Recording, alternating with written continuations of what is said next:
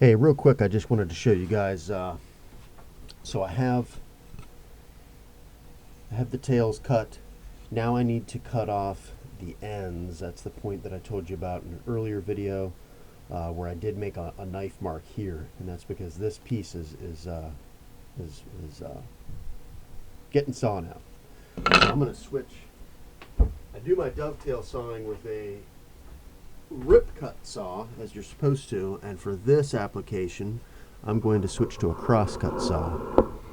It's not really that important on, say, like a softwood, but this white oak is very tough. Another little trick I'm going to employ is I'm going to use my chisel, go out about a 1/16 of an inch, and just make a nice chisel there, chisel mark right up to my scribe line. What that's going to do is it's going to give my saw somewhere to sit so that I can start this cut nicely.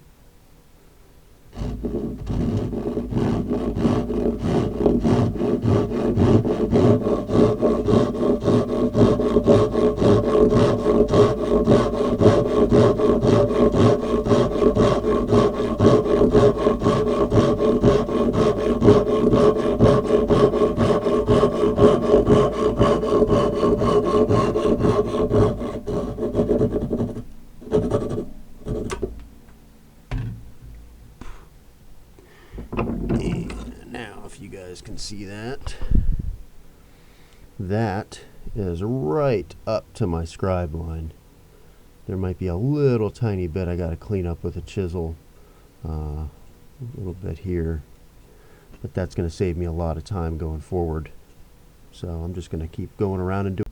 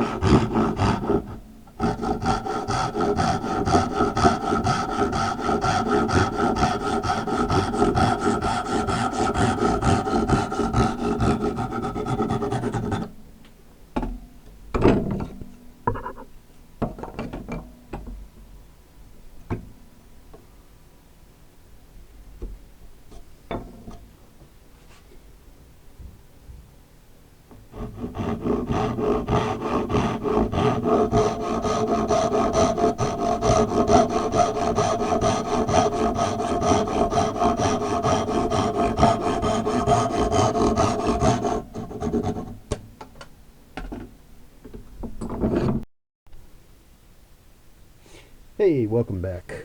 Welcome back to Addicted to Woodworks. When I left off the last time, I had just cut off the ends here, and so now I am going to work on clearing these pieces out. Now, there's a number of ways you can do it. Some guys just go straight to the chisel, which actually I've seen guys do that, and I've done it, and I can't tell which is quicker. I mean, the other way is to get the fret saw and saw down in here. So how about this? I'm going to do one way, I'll do one the other way, and we'll see which one's faster. And we'll start with the saw method.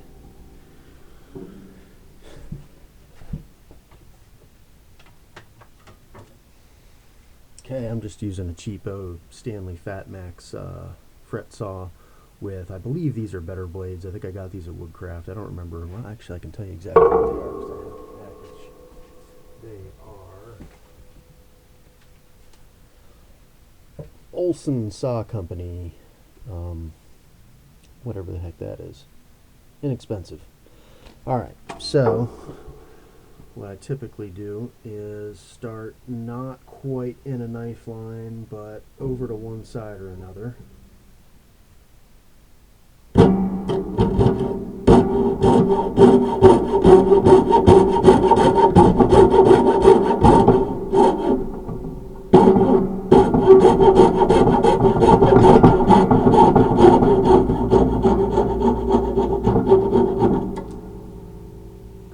And what I did there is I cleared out one half of it. Now I'm going to go into that hole and kind of angle over to try to take the other half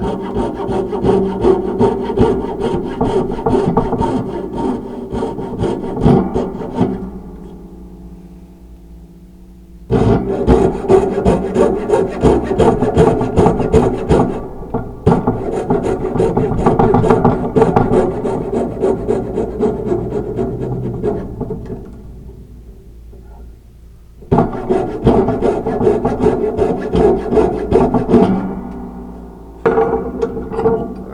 So that's what you're left with. So now I have to go in with a chisel anyway and clean that out. As I said, the other option is to just start with a chisel from the beginning. And so in order to do that, I am going to get a backer board. I'm going to get a bench dog. Hopefully you guys can still see this. Yeah, not really. But I put it right here. You guys can see that. Okay. Alright, and now you want a chisel that is narrower than the fattest part, obviously. So it looks like I am going to be limited to 1/4 inch. However, anytime I'm working in a hardwood, I refer to my Japanese chisels. They're harder and they tend to the edges last a little bit longer. So the first step in this is defining the edge here. So I'm just going to chisel out a little bit. Now I'm going to put my chisel, man, I don't even have my mallet out. Alright. Now we're ready. So I'm going to place my chisel back against the shoulder scribe line. And I'm going to tap down, not real hard, just enough to cut through a couple layers of fibers. I'm making sure that my chisel, and in all actuality, when you're doing dovetails, you don't want to be perfectly 90 degrees to the workpiece. You actually want to back cut just by a few degrees, and what that will do is guarantee that you don't have any humps in the middle there. So if you try to go perfectly 90 degrees and make that dead flat across this shoulder here, the odds are it's not gonna be dead flat. You're gonna have a bump. And so the way to get around that, at least on these, you can't do that here because this is gonna be visible, but in here you can undercut that. So it's actually gonna be a real shallow V, and that won't affect the strength. So now I have that done, I can come in from the end here and just take a little bit of the end grain, hopefully without slipping. And that should just pop right back. Boom. Just like that. And now you essentially just repeat the process all the way down. Well, not all the way down, about halfway down, and we're going to flip over.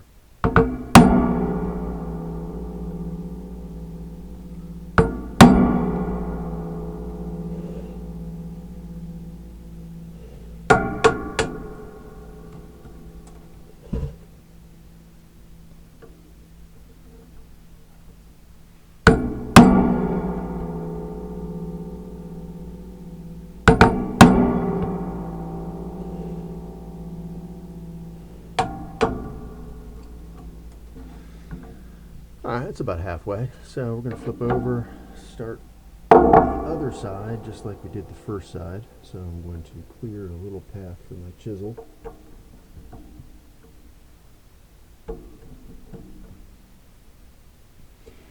And define my shoulder.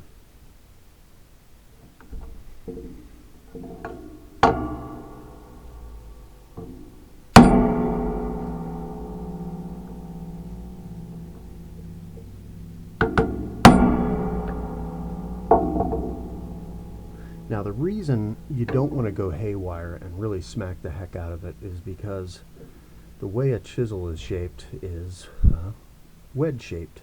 And so what happens is the reason we created that little relief cut is so that the chisel had a little bit of clearance to go down. If you would just set this here in the knife line and whack away at it, because of the shape of the chisel, the tendency is going to be for this to get pushed back into your shoulder line, and you will end up going past your knife line there. So slow and steady. There's no real fast way to do this with hand tools. I see guys using these new table saw blades and stuff. That looks pretty cool, but I think right now there's 1 or 2 manufacturers of the blades. I know Forrest makes one, and they are not cheap.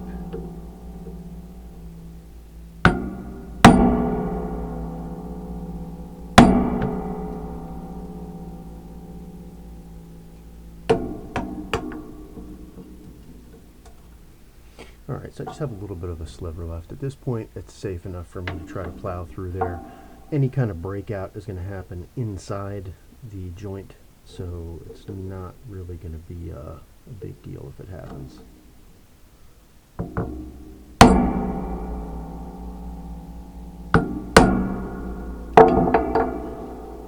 there's the last piece.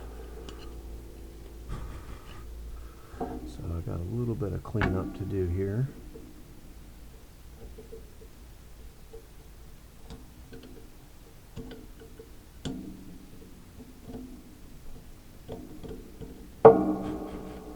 That's good enough for now. Now, before I fit these, I'm going to go in here into the corners and clean those up so that they're nice and sharp.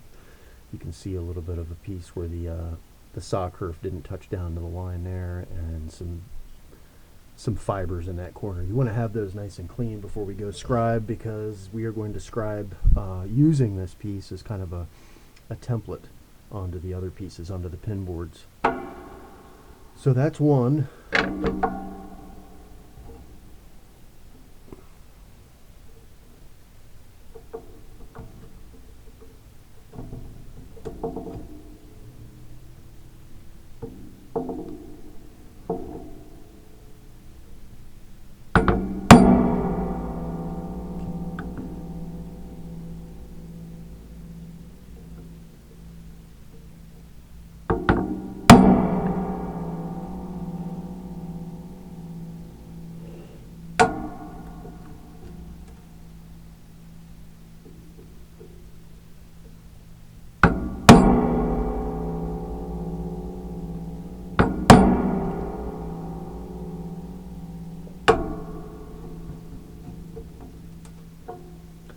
About halfway.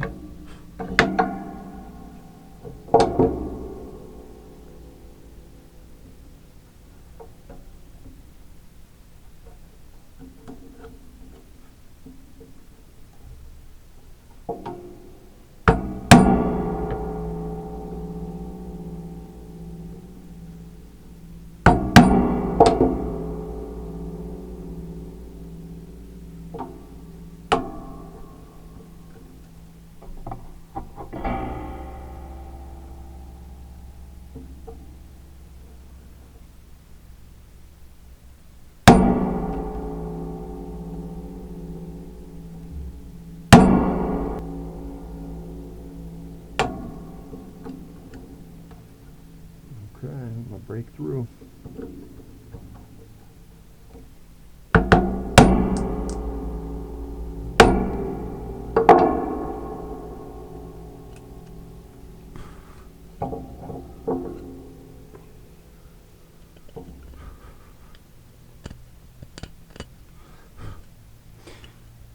Alright, there we go. One side's done. So that was the chisel only method. Now let's see.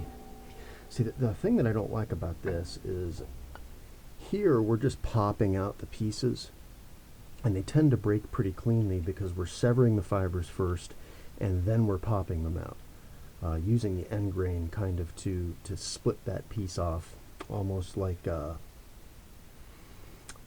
they froe shingles, similar action. This, now I'm going to have to cut through perpendicular to the grain, and not only is that harder on your chisel edges, it leaves a lot more room for error to get off of your cut line. So I'm going to do my best here, and I don't know how I always do this, but my 1/2-inch chisel is always just too big, so I'm stuck using this tiny little 1/4-inch chisel pretty inefficiently to clear out all this waste. It is what it is. Now again, I am going to take little bites, not a lot, and I'm only going halfway through the piece. If I were to just go ahead and blow all the way through, chances are I would break out off the back, and we don't want that. So I'm going to go halfway through, stop, flip it over, go halfway through again, and hopefully meet in the middle somewhere.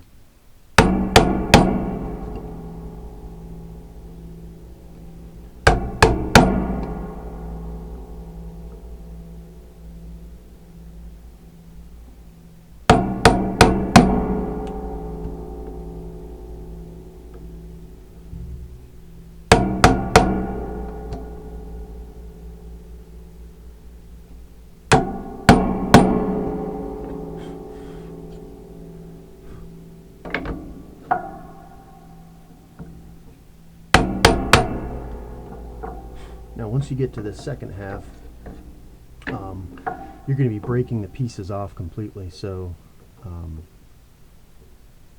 don't worry about that. That's supposed to happen. But now there's no risk of tear out because you have defined the shoulder halfway through on this side. You do want to be careful that you don't get pieces of your chipped off stock stuck under here, and then when you're banging on it, it's going to produce a dent. So keep an eye on that.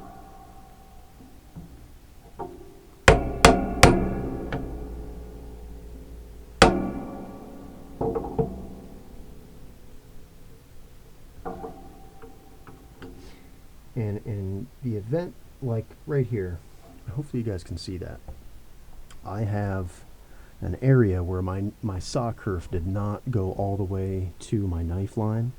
I'm simply going to take my chisel, slide it along the edge of the tail, and just kind of very easily, gently connect that line down to the knife line. What that's going to do is ensure that when I get my chisel in here and chisel that off, it doesn't tear out a piece of the tail with it.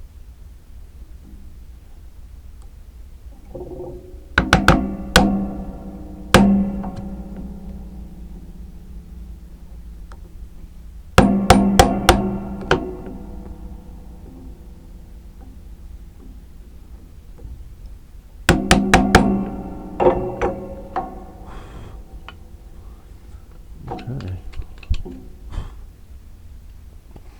So again, we've got a little bit of cleanup to do. Not a big deal, but I've got to say, if you ask me now after doing each half, I would say that I prefer the chisel alone method. You can tell just by looking at that the bottoms of those are much cleaner. They're already pretty much ready to go, aside from cleaning up the corners a little bit. Over here, looks like I got some bumps. It's just not quite as clean, not quite as easy, and again, it's rougher on your chisel edge, so you're going to spend more time sharpening in between, doing what you really want to do. So I think from here on out, I'm going to use the chisel only method and put the fret saw away.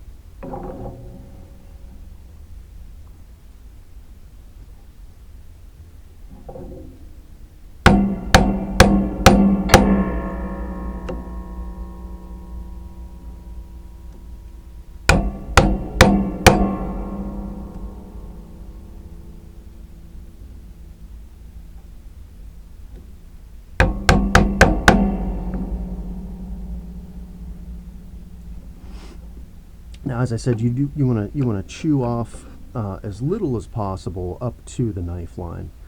If you leave too much stock on this side of your knife line, again, you put your chisel in there, you hammer down. The tendency of this wedge shape is going to want to push it past your shoulder. So I leave, I don't know what that is. It's a, I don't know, 64th of an inch, maybe less. And that amount of stock is about right to go ahead and do your final chisel from the knife line.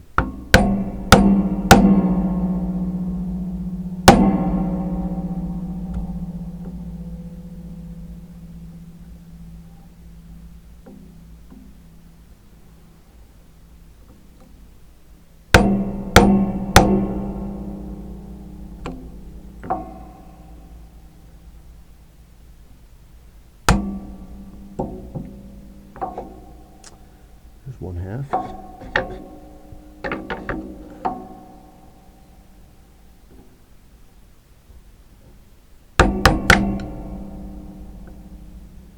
Now, I usually hold my chisel down here. The only reason I'm holding it up here is so that you guys can sort of get an idea of what I'm doing. It's a little sketchy, but I'm going to do it for you. See, like that. I don't know if you saw that. I bit off more than I could chew, and so what happened was the chisel immediately started to push back into my knife line. So I apologize about obscuring the view, but if I don't, I have a feeling I'm going to mess this up. So.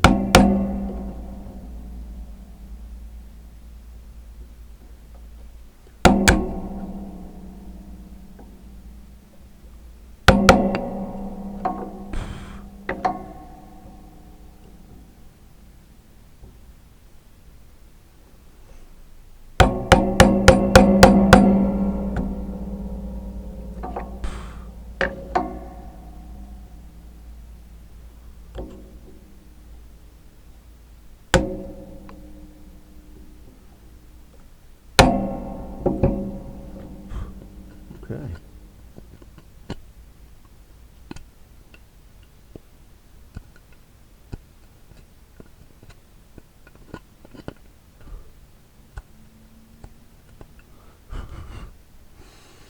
So we got one piece done. Again, I'm going to do a little bit of cleanup here before we mark out the tails, but that's good enough for now. I'm going to turn the camera off, do this piece, and see you back when we go ahead and mark for the pins. Alright, so I finished most of the clearing of the tail waste. So I'm just going to clean up some of my scraps here, my pieces. And take you through just really cleaning these up and getting them ready for marking the pins. Now, I'm going to try to get a close-up on this. So you can see the knife line there. I have a little bit to take off here. In here, you want this to be perfectly, you want all those surfaces to be perfectly flat. I've got some junk in there in the corners. That one looks pretty good, but as you can see, I've got a little bit of junk down in the corner.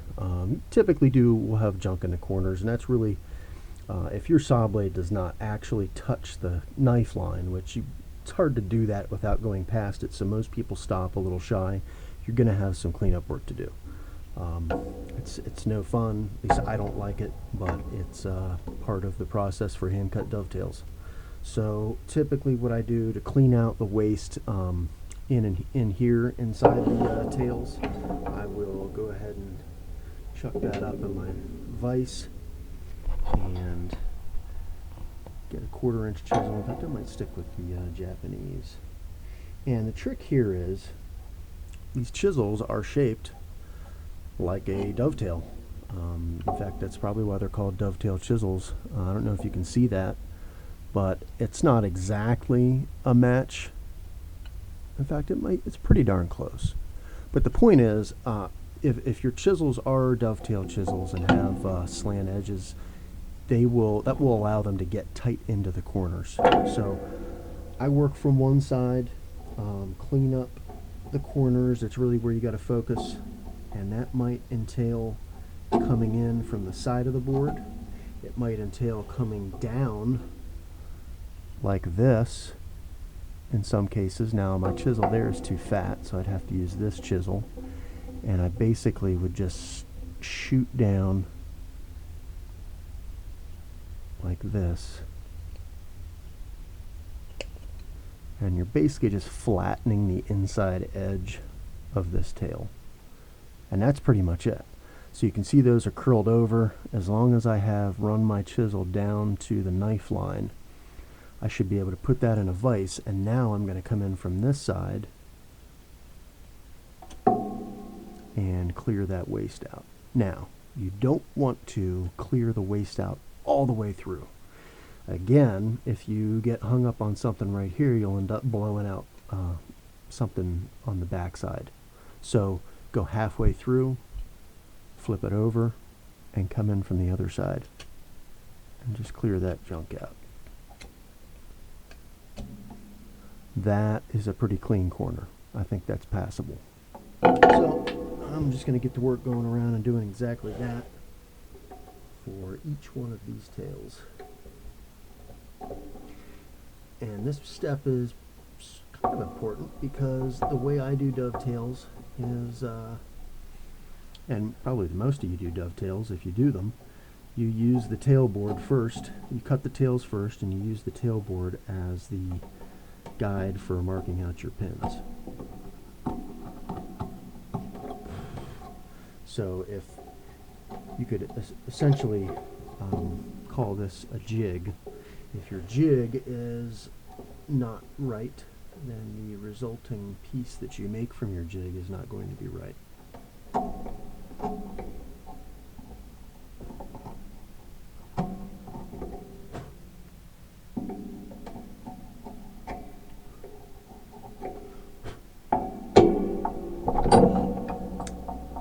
That is pretty much ready to go. A little bit of schmutz here on the back side.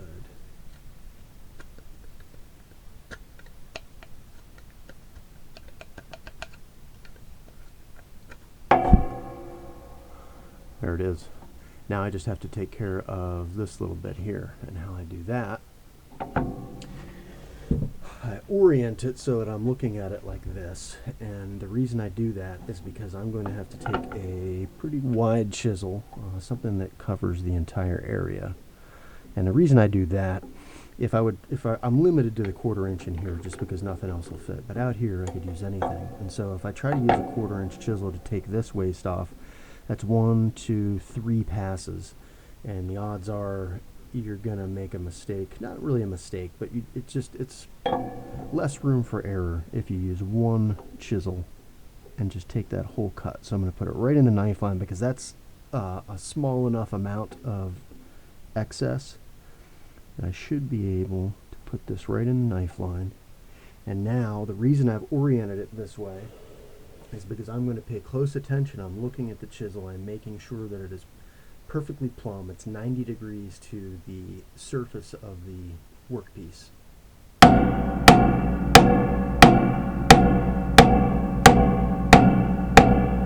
Halfway down, stop, flip it over,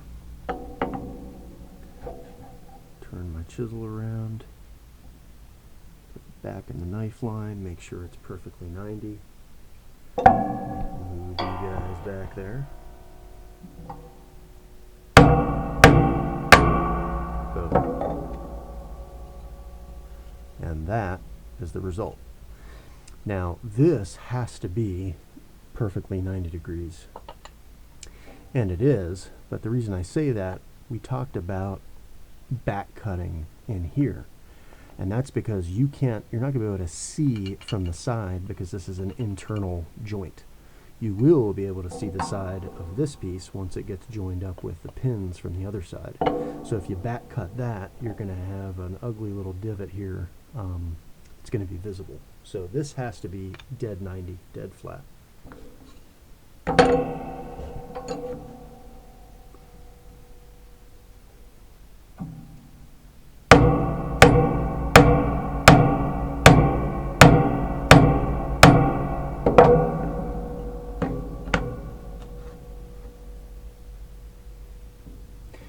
And you see there, if you can see that, the saw kerf did not touch down to my knife line, so I'm going to go ahead and connect that line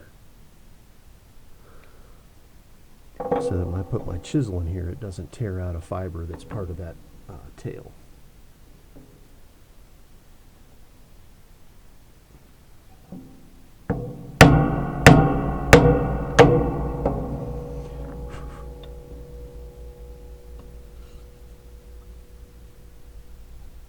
Now cleaning up the corners here, cleaning up the corners here is a little easier because all you got to do is take your chisel, reference it flat on that surface, slide it into the corner, kind of wiggle it in there, and then take your chisel and come in referencing off that pin, slide it into the corner. Sometimes I kind of like to slice it. You slice those fibers, especially this tough white oak. And there you go, perfect corner. So that is one whole side done. I'm going to go ahead and finish the other side, both pieces, and then it'll be ready to go ahead and mark the pins out. I'll show you. I have a little trick there where I take a little bit off the back side of these tails so that they register firmly against the workpiece, and I'll show you that here in a couple minutes.